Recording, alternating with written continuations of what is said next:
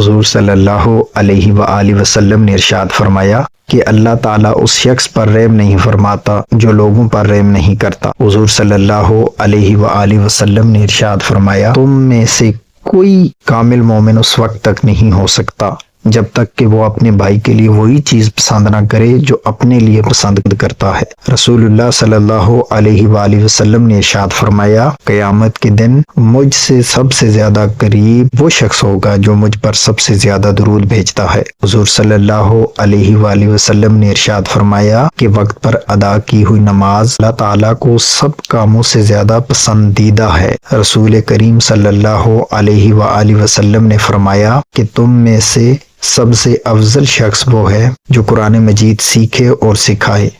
حضرت ابن عباس رضی اللہ تعالی عنہما بیان کرتے ہیں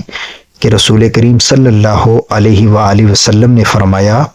میں نے اپنے رب تبارک و تعالی کو دیکھا